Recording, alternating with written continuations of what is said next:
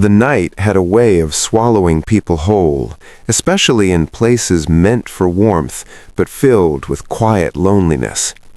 The small roadside café sat under flickering yellow lights, rain streaking down its fogged windows like the city itself was crying. Inside, the air smelled of cheap coffee, fried onions, and something heavier, the weight of people who came there not just to eat, but to feel less invisible. He sat alone at a corner table, shoulders slightly hunched, jacket worn thin at the elbows, a tray of food untouched in front of him. It wasn't hunger that brought him there, it was habit, the kind formed when life strips away options and leaves you clinging to routine like a lifeline. His days were built on survival, not dreams. Morning shifts loading trucks, evening shifts cleaning offices, and nights like this where he counted coins before ordering the cheapest meal that could still be called dinner. He always ordered more than he needed, though. It was his quiet rebellion against scarcity, a small reminder that once, long ago, his mother had taught him to share even when there was barely enough. That lesson stayed, even when she didn't. If this story already stirs something in you, if you believe kindness still matters in a world that forgets it too easily, take a moment right now to like this video, share it with someone who needs hope, leave a comment, and subscribe to the channel. Stories like this exist because people still believe in second chances.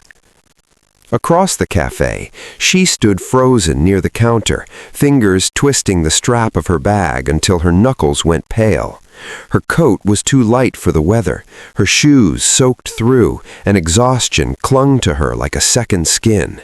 She hadn't planned to come in, pride had argued against it, but hunger had a voice louder than dignity, and the rain outside had erased any other option. She scanned the room the way people do when they've learned to expect rejection before it arrives, eyes down, breath shallow, ready to retreat. Every table was taken, or so it seemed. Couples leaned toward each other, strangers pretended not to notice anyone else, and the empty seats felt guarded by invisible walls. Then there was his table. One chair sat open, unclaimed, like it had been waiting. She hesitated, rehearsing a question in her head that felt too heavy for her mouth to carry. Asking to sit felt like asking for more than space. It felt like asking to be seen. He noticed her not because she was loud or beautiful in a dramatic way, but because he recognized the look in her eyes. It was the same look he'd seen in his own reflection too many nights, the look of someone pretending they weren't tired of being strong. When she finally gathered the courage to approach, her voice barely rose above the hum of the cafe. She gestured to the empty chair, already bracing for refusal. He didn't answer right away, not because he was cruel, but because something old and gentle stirred in him. He looked at her hands, shaking slightly, then at the untouched food in front of him. Without thinking too hard, he pushed the tray a little closer to the empty chair. His response came not as generosity wrapped in pity, but as something shared. He made it clear, without grand gestures, that the seat came with a condition, not ownership, not obligation, but togetherness. If she sat, she would eat too. That simple moment shifted the air between them. Relief crossed her face so quickly it almost hurt to watch. She sat carefully, like the chair might disappear if she trusted it too much. For a few seconds, neither of them spoke. Forks moved slowly, steam rose from the plates, and in that quiet, something fragile and human took root. She hadn't eaten properly in 2 days. He hadn't spoken to anyone outside of work in weeks. They didn't share names or stories yet, but they shared something rarer, a table where no one felt like a burden. The rain outside softened, tapping gently now, as if listening. What neither of them knew was that this small, almost invisible act would fracture the loneliness they'd both been carrying for years. That empty chair had not just been waiting for her, it had been waiting for both of them to finally sit with their lives instead of running from them. As the minutes passed, the cafe noise faded into something distant, like the world had narrowed itself to that small table. Eating became easier. Breathing did too. Eventually, the silence shifted from awkward to safe, the kind where words aren't demanded. When she finally began to speak, it wasn't a confession or a plea, but fragments, enough to explain the tiredness, not enough to reopen wounds. She had once lived a life that felt normal, a shared apartment, a job that promised growth, a future that didn't feel like a gamble. Then one loss stacked onto another, and suddenly she was calculating meals instead of dreams. He listened the way people do when they know interruption would cheapen the moment. His own past pressed against him as she spoke. Years earlier, he had been someone else too, a man with plans, with a small but honest ambition to open a repair shop. Then his father fell ill, bills mounted, and responsibility hardened into permanence. Dreams weren't crushed all at once. They were postponed until they quietly expired. They didn't label their pain. They didn't compete over who had suffered more. That was the strange beauty of it. There was no performance, no need to be impressive or tragic, just two people acknowledging that life had been heavier than expected. When the plates were empty, she apologized out of habit, for eating too much, for taking space, for existing. He waved it off gently, reminding her that the food had been meant to be shared from the start. That was when she smiled, not the polite kind, but the kind that surprised even her. It had been a long time since she felt allowed to smile without earning it. The cafe owner announced closing time soon after. Chairs scraped back, coats were pulled on, and the spell began to loosen. Outside, the rain had stopped, leaving the pavement shining under streetlights like a promise freshly washed. She hesitated again, uncertainty creeping back in. Moments like this rarely lasted. Kindness often came with an expiration date. He didn't offer miracles. He didn't promise safety or solutions, but he did something quieter and more dangerous. He asked if she had somewhere to go, not as an accusation, but as concern. When she shook her head, shame rising fast, he didn't flinch. He told her about the old building where he rented a room, about the spare mattress his mother once insisted he keep, just in case someone ever needed it. He made it clear that it was temporary, conditional only on respect, nothing more. Trust doesn't come easily to people who have been disappointed by it. She weighed every risk in seconds that felt like hours.